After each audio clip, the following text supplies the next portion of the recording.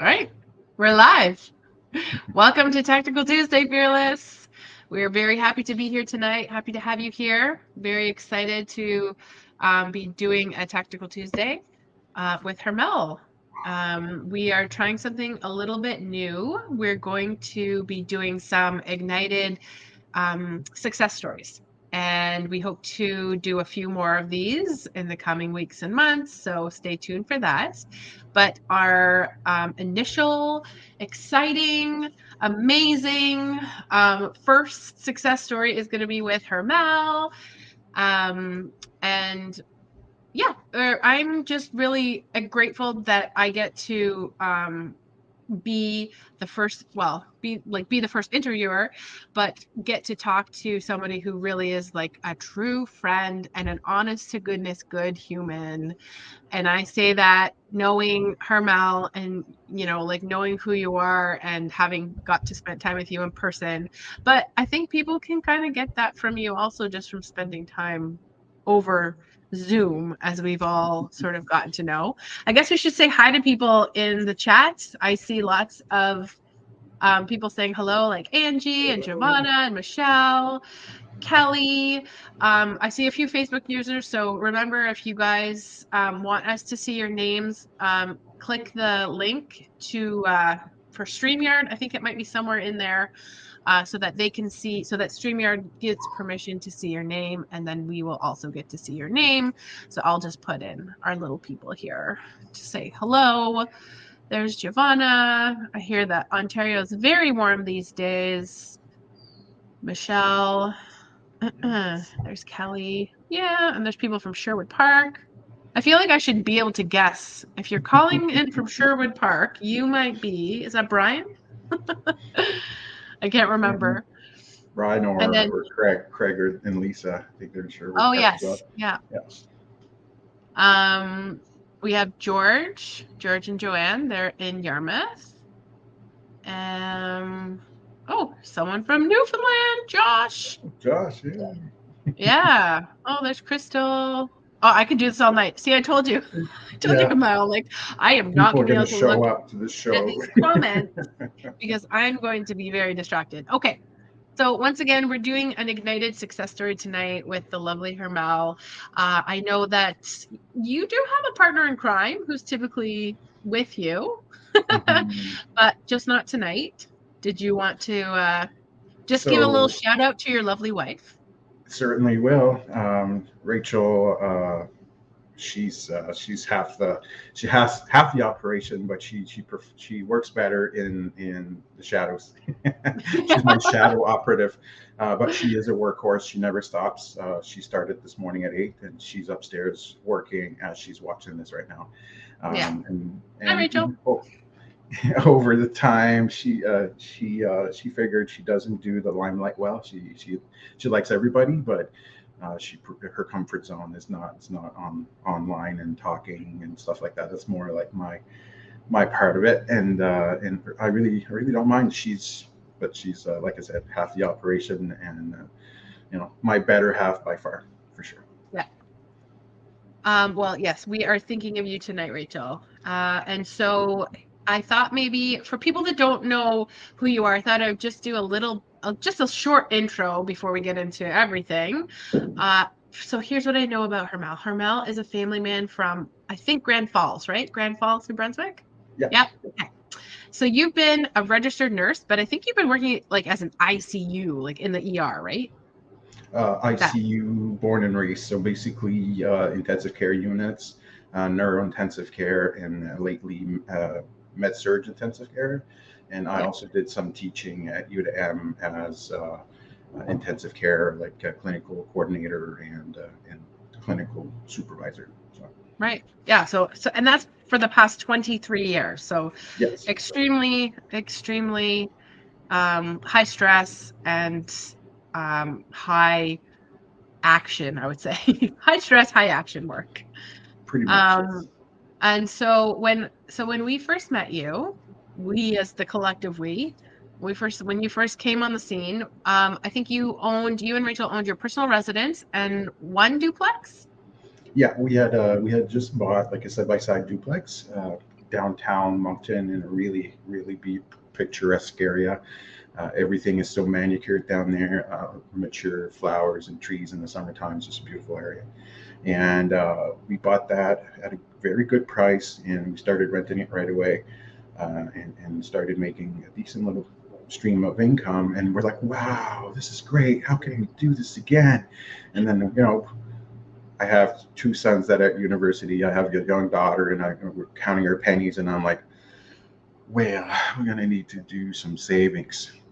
And that's kind of where I came across some of you guys' work. You and Colin at the time were raising money for like private lending money for a project of yours you were collaborating on, and we had a call, and it was like a 2.5 hour call, like real late, and we really liked what you were doing, and we wanted to invest and grow.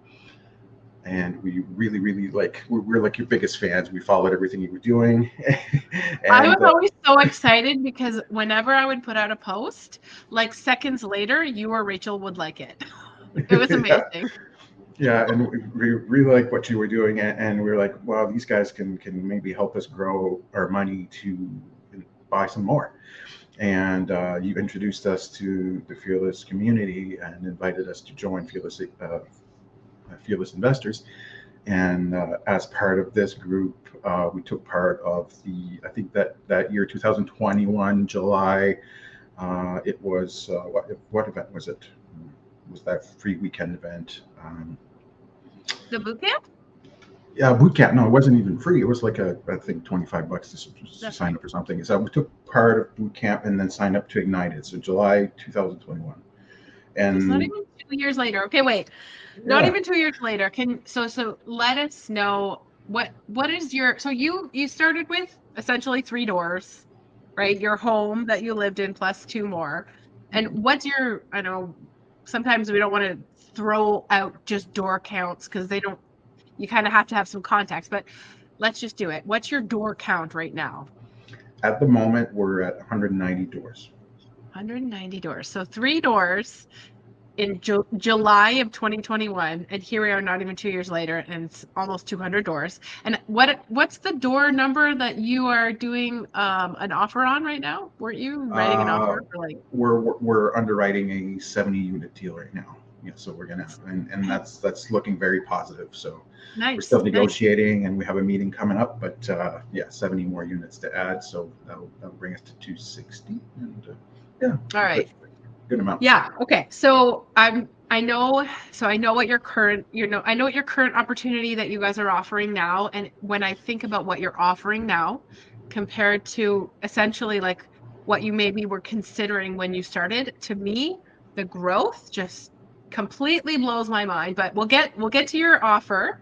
We'll get to that. And because I know people want to hear about it, but I really wanted to talk about like your actual growth. And so because for me, and I'm sure for so many of us here, it's that growth is first of all spectacular. I just want to say, I was joking that we need to put an asterisk at the bottom of the screen, like results not typical, because your results, you're like the highlight reel, right? Like that everybody puts on the commercials. But but it's true. So take me back to like 2 years ago. You were, you had two door, like a duplex essentially, and now you're looking at, like maybe, hitting 260 doors. Did you ever think that, 2 years ago that you'd be here now? Well, like such a simple question, but like not simple at all. Not even close. Like I figured first year, give us like 5 more properties or 5 more doors. Like I was, or 5 more duplexes or JV like partnerships, like, and we started that route. We acquired a couple more properties with very, very nice JV partners. And from there, introductions were made through the IGNiTED program. And I'm a big, like I'll always cheer on and I'll scream it at the top of my lungs if they let me. IGNiTED United. the power of those partnerships that can be made inside that program with people that are like-minded and oriented in the same way. They're heading in the same direction. There's so much expert advice on there, and the support from Core and Tiffany. They're always in your corner, cheering you on, and giving you that what you need when you need it. I remember after 6 months of being in IGNiTED, we had gone through our first spurt of JV partnerships, and we had a few we tried a few more times and we didn't have success. Partners weren't lining up to work with us, but it was just we were new and people didn't know us. So I remember meeting with Tiffany, just like an hour meeting, and just to pour our little hearts out, because we didn't is this the right thing, or we were seriously doubting our ability to continue. And then she kind of encouraged us. She's like, come on guys, you're already acting, you're already moving forward, you just hit a speed bump, come on, pick yourselves up and go. And then through the power of IGNiTED and a chance meeting with one of my partners, Benoit Sorel, who was also an IGNiTED member, we formed a partnership. And in November 2021, we made the first offer on our first multi, for the 40 units in Bathurst, and the offer got accepted. And so basically, it took us 6 months to really unroll, and start moving along. And from there, it's just been one project after the other, and it's been a busy year. So in retrospect, we just had the 1 year anniversary in March of our first close on our first multi. So that project that we offered on in November, the 40 units, only closed in March the following year, so 2022, bringing us to 2023, 1 year later, at our first 40 doors, and here we are today. Yeah. I mean, it's 6 months feels like a long time when you're in it, when you've invested in a program and you're it feels like you're just spinning your wheels and you feel like you're doing all the right things, but you are doing all the right things. It just takes a little bit of time to get that traction, and it just takes, 6 months really is, again, results not typical. 6 months feels like a very short time for, putting yourself out there and, trying to essentially get people to invest with you, right? I mean, there's so many of us in the group and in other groups who would be like, yeah, no, that's a very typical, and Corey and Tiffany will say that as well. You just have to keep doing it. You have to keep using the formula. Just as long as you keep lining up the blocks and putting everything in place the way they tell you to do it, then you really do see the results. I was listening to it's funny, you're Hermel, but also everybody calls you Mel. But I always call you Hermel. I never call you Mel. I don't know why. That's fine. But Mel Robbins, not Mel Robinson. There's so many Mels. Mel Robbins was saying the other day, you have to continually believe. You have to just keep telling yourself, there's no way that if I've put in this much effort, if I've put in this much of myself and my time and my belief, that it's not going to happen. You have to believe that it's going to happen.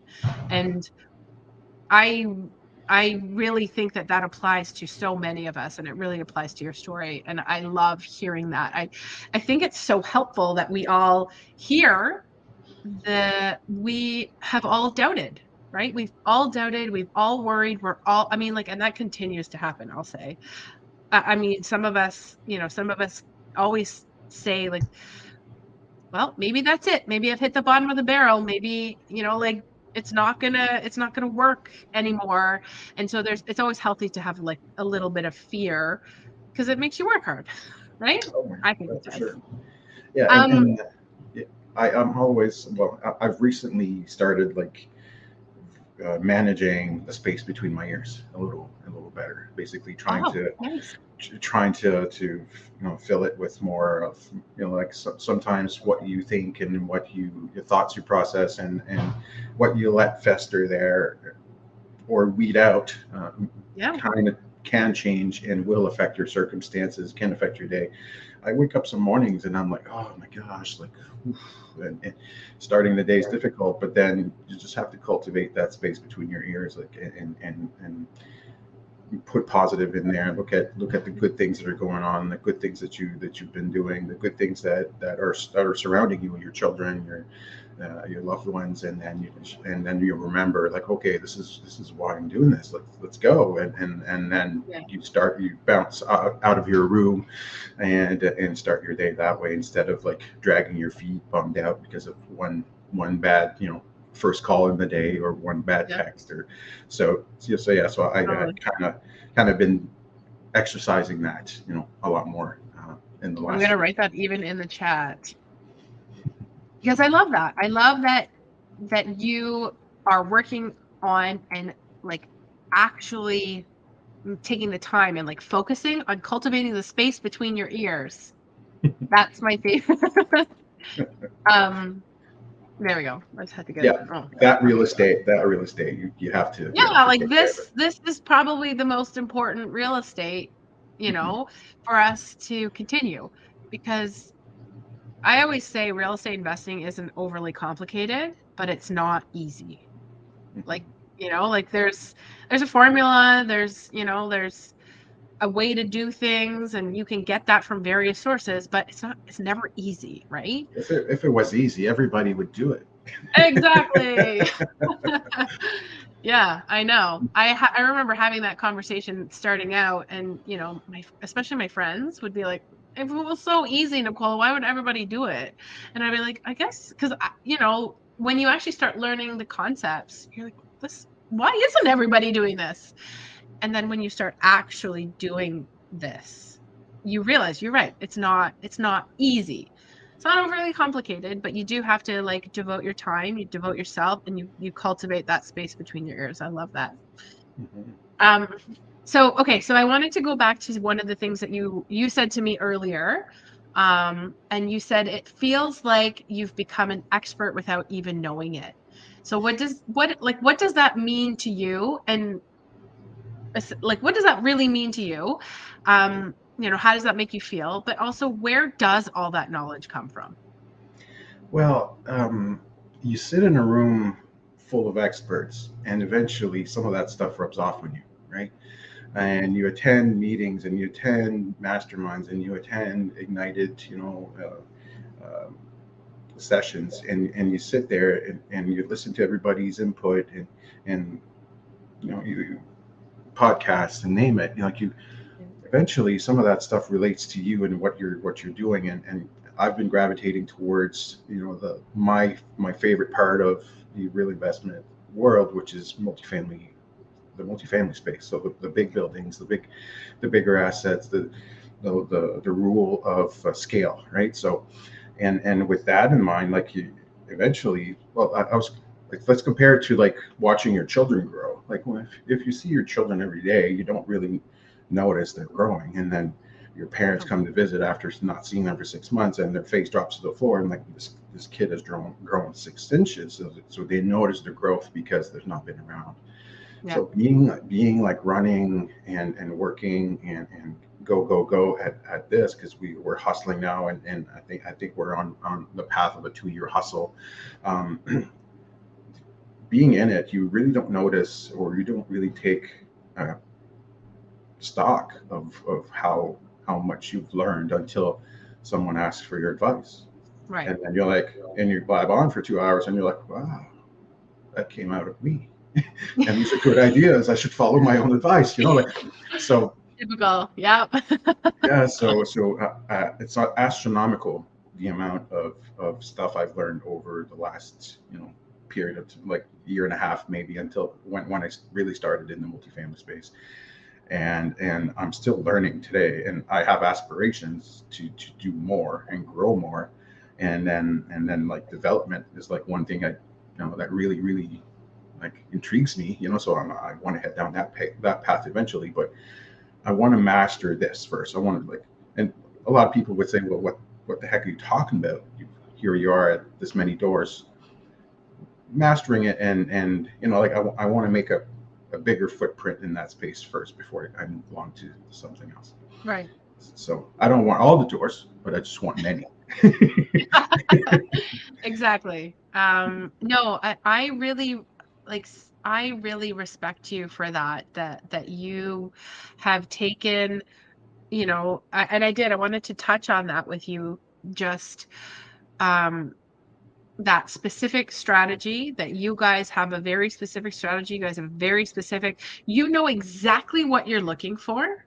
And that makes it very easy when you are, writing offers, or when you are, looking through listings, or when I'm sure now you have listings come to you, right? Like you probably don't have to scour MLS for random listings. How many of your listings that you now own, or that you've had um what's it called, that you've written offers on, how many of those have come to you just off market, like never even hit MLS? All of them except one. Yeah, So I thought so. yeah, our Yeah, first one, and the rest just came kind of just landed yeah. on. Hey, do you want And to invest? how, okay, so that, I would say that that's one of the number one questions we get from newer investors. How does that happen? And one second, because one of my lights just randomly went out. But you keep talking. Okay, so it happened because we took on a deal and we made it happen, and it made the people around us or notice what we've done, and we basically kind of advertise ourselves as closers. So like, hey, we don't make an offer unless we can close this deal, and we have kind of a standard of practice where we know exactly what we're looking for. How much does this project yield for our investors first, and of course, we're not doing it for free either. Like we do want to make a living at this, or at least eat. But to be honest, they come your way from word to mouth. People talk about your group and what you're doing, and it's just like, you eventually you kind of have to turn some down because you can't process them all. If I was big enough to underwrite everything that's sent our way on a monthly basis, um, that's all I'd be doing. I'd be Yeah. underwriting, and then sending it to the acquisitions department and move on. But we're not there yet. We still I was have our. gonna say, is that the aspiration? Is that the higher goal? Well, I love underwriting, and Can you partly just can you define underwriting for me? Because I always just say, oh, we're gonna write an offer. Mhm. But I feel like very professional multifamily experts often use underwrite, and I would just love for you to just define it for us. So underwrite is basically taking the time to analyze the income versus expenses, and then compare that to the valuation or the sale price. And at that point, you determine if the opportunity is overpriced or not. And if it's well priced, you have to basically determine at that point what kind of strategy we're implementing. Look for the opportunity inside the opportunity. Like you're given a multifamily deal. Well, what's the best way to execute in this current market? And market conditions do affect how you strategize. Currently, with interest rates being high, um, anybody that underwrites should consider CMHC or the MLS Select product. It's not everybody's forte, but it gives you a little bit of an edge, a little bit of a favorable rate if you can execute, and in that way, you can basically make a decent opportunity great or better, Right. right? So just bring that extra little 1%, 2% less on interest payments, and suddenly your deal goes from to like, whoa, this is Right. something to take stock of, right? So that's the underwriting process. Of course, it's not something we do like solo. Like I'll analyze a deal and punch in numbers, and then Rachel will go at it for a while, and then we have a sit down with our partners, and and they kind of do their own analysis, and give us their opinion of what the opportunity is, and then we strategize. We have this big meeting, and we sometimes talk 2 3 hours about execution and how we put this together. And that's really like that's the funnest part, in my opinion, of the whole process is like figuring out the strategy, and then coming out of that meeting thinking, yes, if we can have these terms with the seller, we can bring this deal to the finish line. Right. And of course, their due diligence process comes in and all that, but you cross your fingers that everything flies. But honestly, if you can underwrite it, and you can see the opportunity, and you can see that it's a favorable outcome, you can go to market and then make it. Right. Yeah. I mean, so I think that is what truly sets you and your team apart, because that is not something that it takes a certain amount of creativity and knowledge, right? You have to have both. You have to have the knowledge of what you can do, what's possible, and then you have to push it a little bit further and be creative. So what are some of the ways that you guys have been creative in how you've made these deals that you guys have already brought to the table, and you're nearing the finish line with some of them, and you've already hit the finish line with the other one? What are some of the creative ways that you have, other people maybe would have been like, oh, what am I going to do with that? It's not that great of a property. It's not that great of a multifamily, where you guys are killing it in cash flow. So, well, one of the deals in question, and I think you're referring to that one in specific, is the one we acquired. That was a 16 unit building with like 2 bedrooms. Yeah. 16 2 bedroom units, and then we kind of thought and thought and thought, and on the 2 bedroom, it didn't look great at all. Like if we just kept it a 2 bedroom unit, it wasn't like, I'm like, well, this will work, but I think we we we kind of will be stuck at finding money to renovate in the future. We kind of stuck with a project that's underwhelming, really. So it didn't excite us.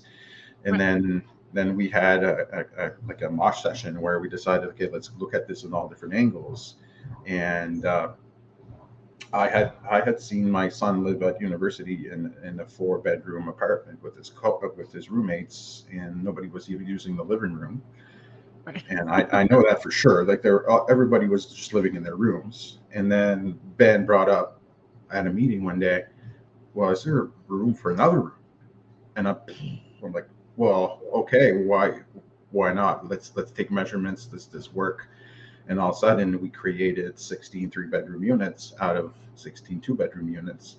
And then we're like, well, how can we make this even more appealing in a university town to students that are just moving in and don't want to buy a whole truckload of furniture? And like, how about we furnish it, and how about we make it nice looking? And so basically, we turned around and made these units like really, really, really nice, and really, really nice finishes and everything.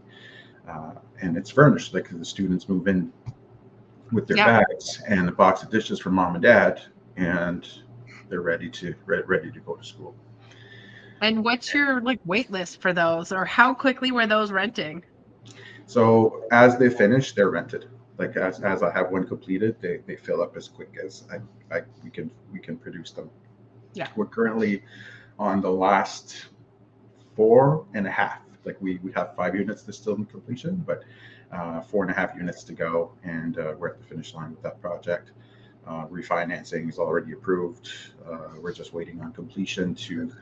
The refinancing is already approved. Really good rate. Like we home run Yeah. all the way. As long Yeah. as we can complete within a measure of time, but with the 4 units remaining and all hands on deck. Right. We're well ahead of schedule on that one. We started renos in September last year, and we're not even a year in, and we're pretty much so close to the finish line. You can Right. see it flapping in the wind. I mean, that's super important. The fact that you're able to get those renovations done as quickly and as efficiently as you guys were able to do that. So I think Jules had a question up here. Yeah. Uh, no doubt you built a team to help you accomplish what you have. So how did you do that? So how did you, ensure, because that a lot of the times that's another question that people have, like, especially when people are investors not in their backyard, whereas you have the benefit of being able to drive down the road. I mean, it's a half an hour, but you drive down the road and you can physically see your property. But you still have to have a lot of faith in the people who are, doing that job every day, because you're not there every day. So what are the qualities of people that you looked for? Like, how did you ensure that that was happening the way that you wanted it to happen?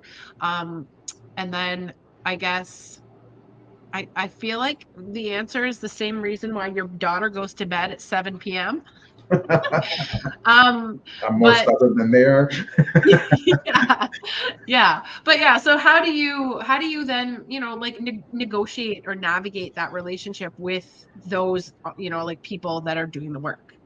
So there's so many moving parts in an operation where there's multi levels of like renovation and construction and then management and all that. So uh, you have to to how did I build the team to start off?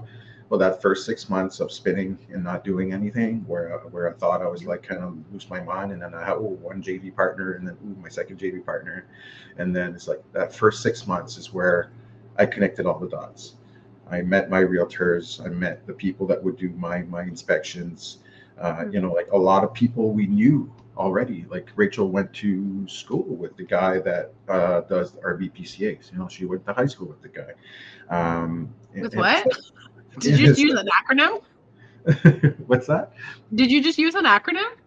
No, I just said she went to school with the guy that does our BPCAs or like our building and property condition assessments. Okay, that's what I was like, what did you just say? Yeah. I don't know that acronym. Okay. Sorry. That's Yeah. okay. So basically our inspection. There's like a Yeah. glorified inspection for like a multifamily setting. Okay. So she went to school with the engineer that's like co-owner, and then of course that like we have a really good relationship with him already. We call him. He's like, next week I can do you guys. I can see like he's very available for us because we had a relationship to start off with, right? And then we connect the dots. We made the connections, and we brought them in, and of course I went along and asked a lot of construction outfits out there, like how like are you interested in working on renovations and multifamily renovations? What's your background? What's your expertise? And then we interviewed our property managers, and of course, property managers, like there's so many of them, and how do you pay? Like so we went with our gut and went with a crew that gave us the best feeling, and we've lucked out. We've lucked out because the property manager also owns a renovation company that he has a hand in both. So basically, coordinating renovations and then renting out the suites that he's just completed. It really Yeah. kind of goes hand in hand.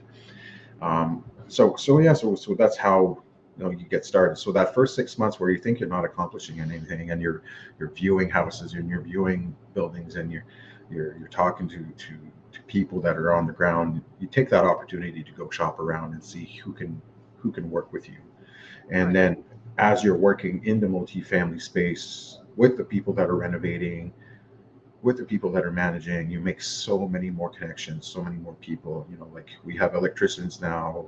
You know, like I have a list of people I can call now if I need services, plumbers, and name it. Like it just becomes it's a natural thing. People want to work with you and want to work for you as well. So that's Yeah. that's that's the exciting part.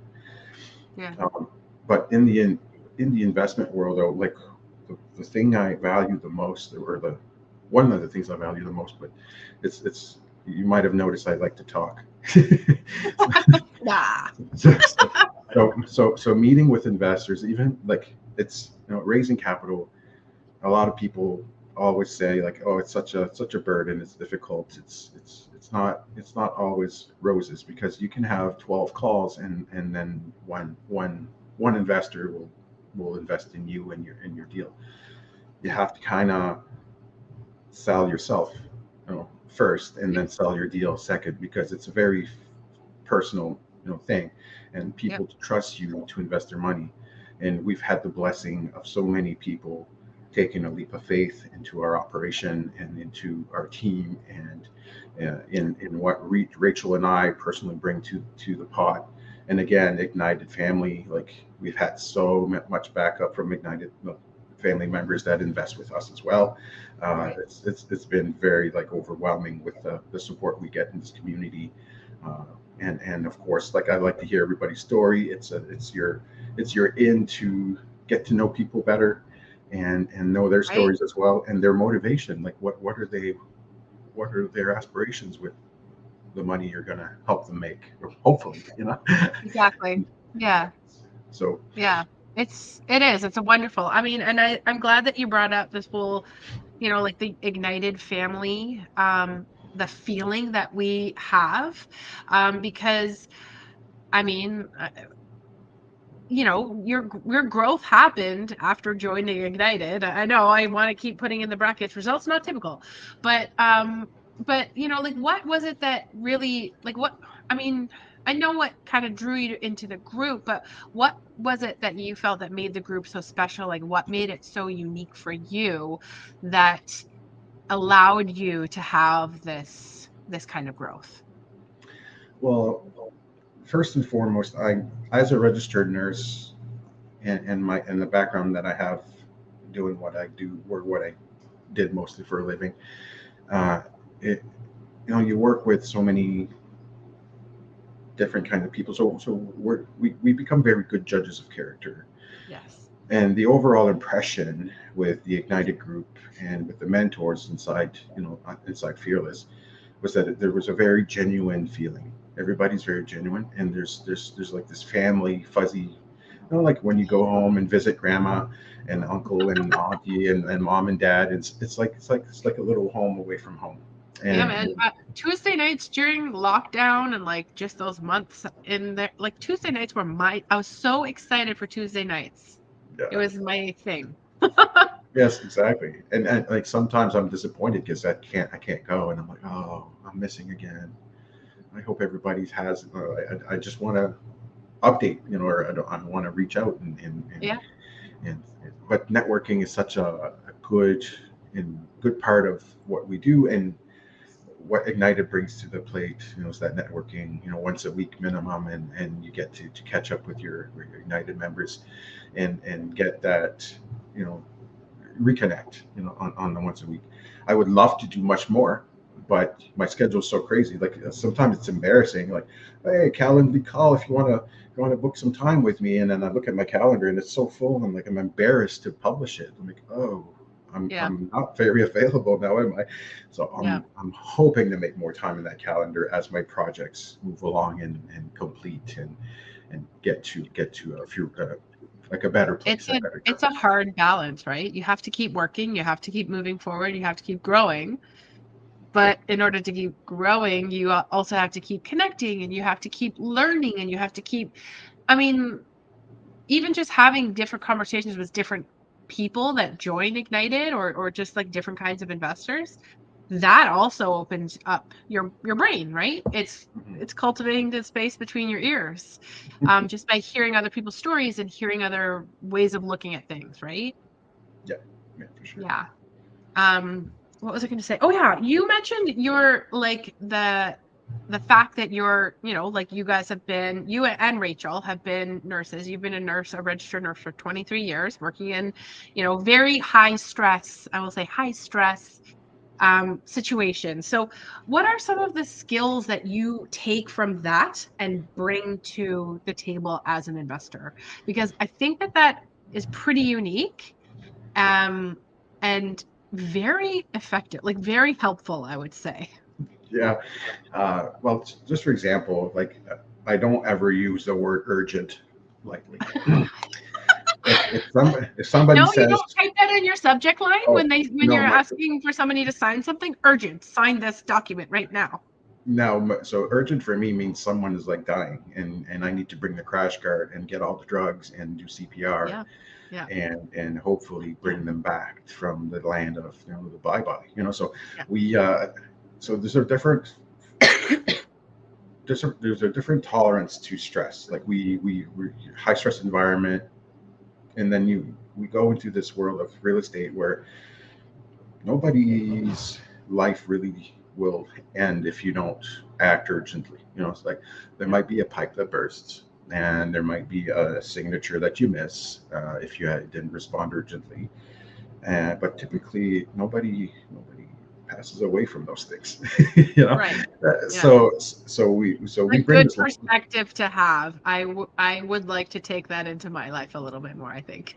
Yeah, so we're very cool and level-headed people, and we're also very used to collaboration. We're also very used to working in groups because to survive out there as a professional registered nurse, you have to have a team, and you work as a team. And there's no way we're pulling that 12-hour shift off by yourself. That's impossible.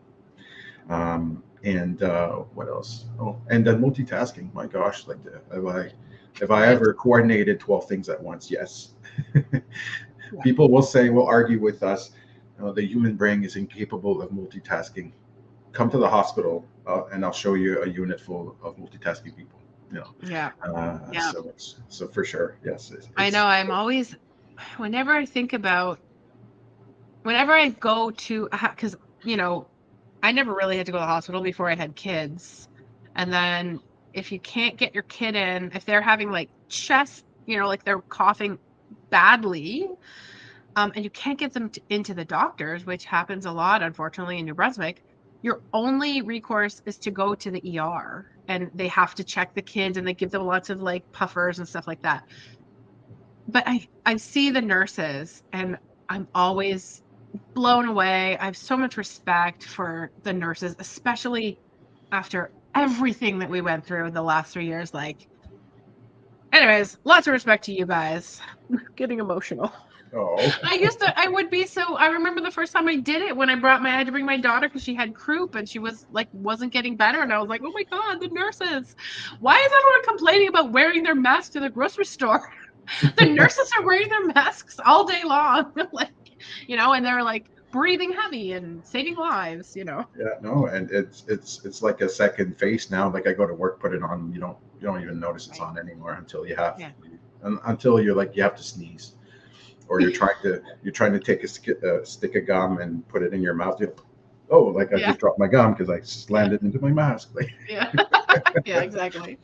but no, Uh, it's a different beast, and bringing all that that skill set into nursing, it applies differently. But we're very very communication oriented. We're very very able to work in a group, and we're very very selfless as well. We will work like horses because that's what we do.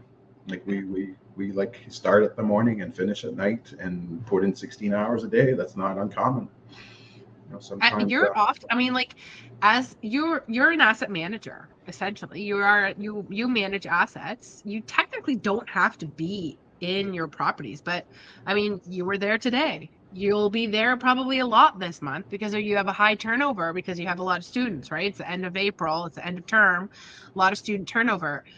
Like, you and Rachel put in so much of your like physical selves to a lot of these properties and projects. Like, you are a very valuable asset, I would say, to these projects. yeah, and ultimately your people that rent from you. And if you're looking at, we're the last projections were 33 turnovers, but the numbers were updated today, and we're turning over 43, and, Oh God. and that just went to astronomical. But I remember being a student going to university for my first year, and then moving to now my first apartment, and all that anxiety that what came with it, all the excitement that came with it, and I want to make that positive. I don't want them to remember, my gosh, Sunset Investments, the whole experience was rotten. Uh, not that I can not that I can contribute so much more, but sometimes, and I to this day believe it very firmly, that when the owner is on site and greeting you and telling you, sorry, we'll make this better, I Or honor. even just like welcome to your Yeah, home. Like yeah, we care about where you live. yeah. We've made this unit as ready as we can. There might be a few things that we still need to do. We apologize, and then Yeah, I honor my commitments yeah, 100% of the time. yeah, That's like for sure. And I want them to have a positive experience like this. yeah, If I can help that make that happen, that's worth my 16-hour day. yeah, yeah. That's beautiful. I love that. Oh my goodness. Okay. I have to, now I feel like we went off so far off track. I have to look back at my notes. So I know that we are I know that you guys do have an opportunity, and I'm so excited, but I really do want to talk about we sort of touched on your, um, like the strategies that you guys have employed, Hmm. but I like in terms of like looking at a property and just turning it slightly and being able to see an opportunity where others don't, like so important. But maybe talk to us a little bit about just how you utilize the MLI Select program and why it's so popular right now. Because I mean, a year ago, we had somebody from CMHC come to Tactical Tuesday two weeks in a row and really like promoted this product. And so many of us were like, what? Like Hmm. this is this is a surprise to me. This is very new to me. This is like um it was just sort of like we were all just sort of getting to know it. It was about I think it was March of 2022. Hmm. And now MLI Select, people talk about it a lot. So maybe just give us a little quick rundown on, what it is, what it offers, and then how you guys have been using it. So it so basically there's three folders to the MLI Select product, and well, there's two big folders. So new construction and existing construction, and Right. we work into the existing asset category. So, uh, but there's three components that you can take into consideration when you want your deal financed with a CMHC product that will give you a longer amortization, And and why is longer amortization important? What does that do? well, that makes your mortgage payable over 50 years instead of 30. So your mortgage payments being smaller, your cash flow is bigger. Yeah. And then they also lock in your interest rates at very favorable rates. Right now, if you get a standard multifamily loan out there, you'll get like base plus or prime plus 2% if you're lucky. So today, if you get a 6.5% rate or lower, it's like victory on standard financing. But with CMHC, you might get point less, point and a half less, Yeah. and the MLI Select product will give you very, very, very favorable terms. Like we locked one building recently at 3.85. We locked Nice. another one at we locked another one at 4.1. Last year, when the product came out and interest rates were 1.7%, MLI Select was like extra Yeah. cherry on the Sunday. Yeah. But now, for your projects to perform at a competition level or like a competitive level that makes your investors interested, you do have to get that MLI Select product in. So by either creating an energy efficient building, so you can get points for a 25% reduction in energy and GHG production, Yeah. or make it affordable. So 40% affordability gets you 50 points, 60% of affordability gets you 100 points, and then accessibility. So basically, wheelchair accessible units, uh, elevators, so bigger doors, Right. shorter sinks, or countertops, just for accessible units. So if you can generate 100 points with MLI Select through combination of those products, or um, like let's say you get 100 points from affordability, or let's say you get 100 points from energy efficiency, then they will give you a certificate of insurance Right. that basically says to the bank, we insure this mortgage, Right. and we insure it for a maximum rate of X, and then you get that locked in with the bank as soon as they approve you. or you can wait a few days, wait for the bonds to drop a little bit, and then lock it the next day or a week later, whichever. But you have some time before you lock it in, but then that gives you that favorable rate. Right. So Yeah. I think overall, it's the way to go with the current market with interest rates rising. It's harder to have a performing asset, and if you throw the MLI Select product in, I think you're putting chances on your side to have a Yeah. better success. Yeah. Right. Exactly. It's definitely become way more. I mean, it's definitely way more interesting. And I like that there's different ways that you can get to your points. You can sort of use a puzzle piece, or you can go all in on one of those three categories.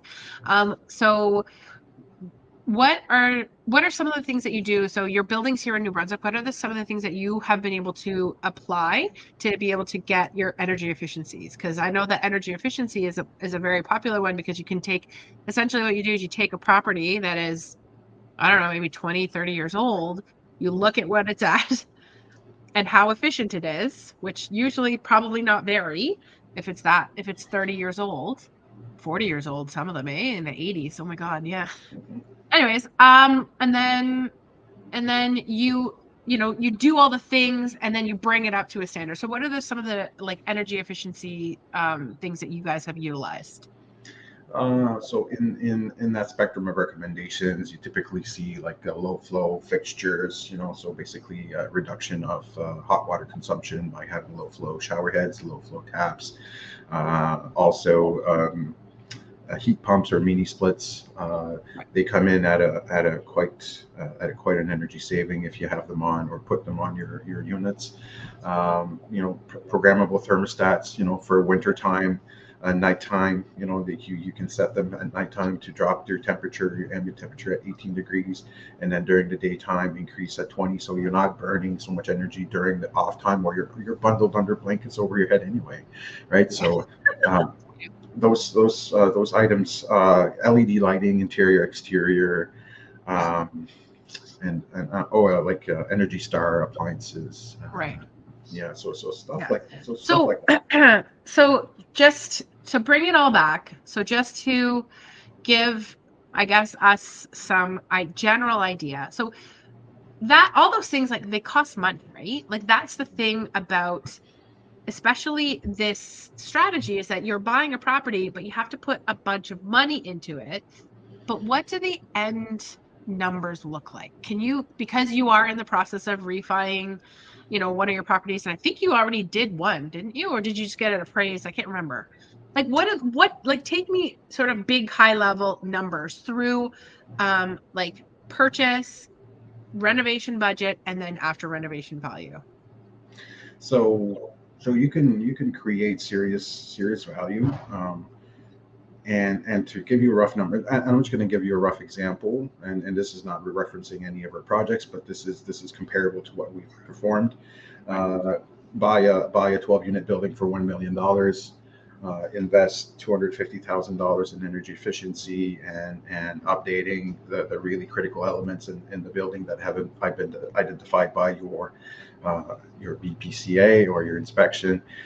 It can be even more. You can turn those units up to a better working level, and then rent them out. Optimize your rents as much as you can. Optimize your revenue as much as you can, and then have an appraisal done. And usually, with the energy efficiency measures, saving you a whole bunch of money.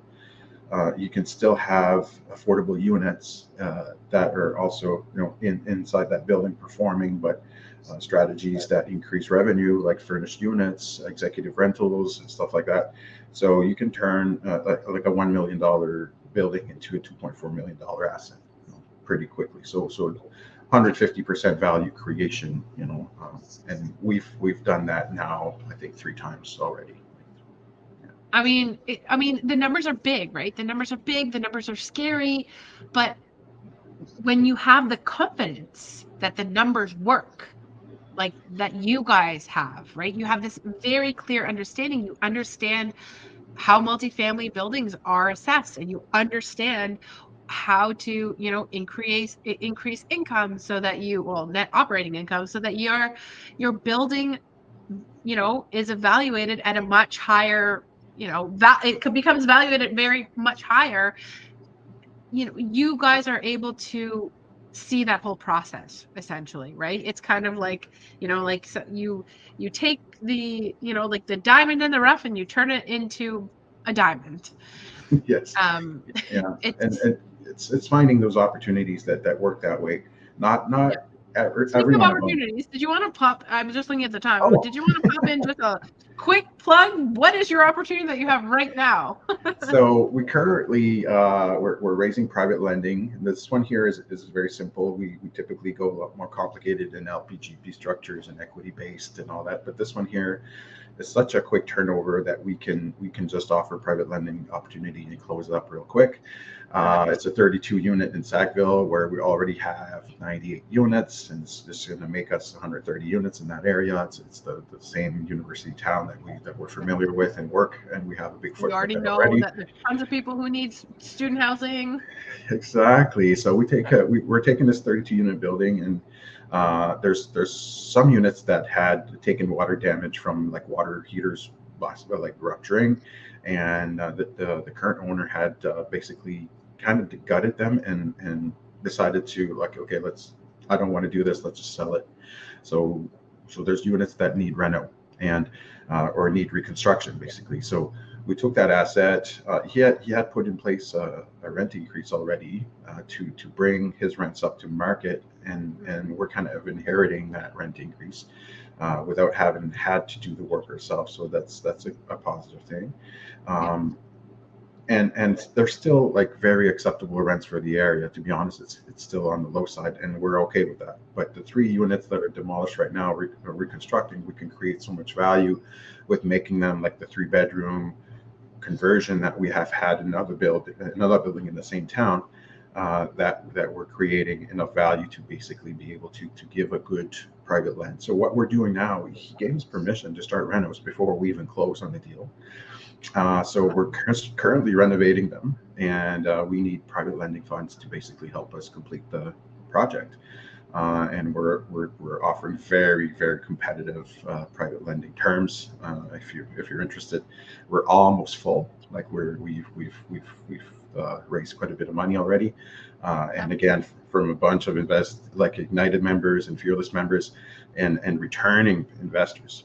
So we're almost full. So reach out and book an appointment with me if you want to talk, and I'll present you the full offering. And I don't want to go too much detail uh, Yeah. on this Yeah. event, but We have like 3 minutes left. Do you want to give? I really wanted you guys to, or you to be able to provide a little bit of advice for, yeah, just for new kids. It's okay. It's okay. You can save the last 3 minutes. Um, advice to any new investors who are now where you were at 2 years ago. Like, 2 years ago you had your house and you had a duplex. So what advice would you give them? um, go to work. Go put the time in, make those connections, go to those meetings, talk to people. It's hard to say like 3 pieces of advice because I probably can come up with 50, Yeah. but definitely hard work pays off, and dare to dream that you will be successful. Dare to dream, cultivate that mentality where I can create this. I'm capable, and now I have like join a mentorship program. Talk to people that are doing it, and then try to sometimes make partnerships where, and then you get like who cares if you don't get the whole 100% ownership of an investment property. Having 20% of something is better than 0% of nothing. Yeah. So go ahead, make those partnerships, learn from the people that have been doing it, and again, like ignited united, like there's so much power in the partnerships that we have made inside this group, and the people we have met. I'm a proponent of like you know get into that program, and sign up for some mentorship, learn, read, cultivate the space between your ears, make that a positive environment. Be kind to yourself. Be gentle. Yeah. And if you are, spinning your wheels for 6 months, keep spinning them. You never know how close you are, and you never know how far you're going to go, right? Exactly. I think my time is up here because my child is listening to Alvin and the Chipmunks extremely loud. So on that note, we have a lot of people saying thank you, and I think a lot of people got a lot of value out of hearing your story, Hermel. This was really amazing. I listen to a lot of podcasts. Anybody who knows me will hear me say that many times. And I always wonder, I listen to this one podcast where it's a bunch of actors interviewing a bunch of their friends, right? And I'm always like, is it weird to talk to your friend? Because you know everything about your friends. But at some point I was like, oh, this is actually really fun because I like asking you questions about how your brain works in terms of work. Because a lot of the times, yeah, we'll talk about real estate, but I mean, our kids are hanging out, right? So there's that. And it was really fun to be able to chat with you about this Yeah, live. it was phenomenal. And when I found out that it was going to be you co-hosting, and I'm like, oh, I just have like I'm going to appear online and having a conversation with Nicole for an hour. This is going to be so easy. Yeah, exactly. Yeah, All right. and thank you so Now much we for. actually have to. Oh yeah, we actually have to make that get together work because Sawyer's been asking about Callie. What he really wants to hang out with her. For sure, we'll make it happen. All right. All All right. right, guys, So thank I will you. say goodnight to everybody and take care. We'll see everybody next week, and we'll see all IGNiTEDs over in Laser Session. Bye. Good night, guys.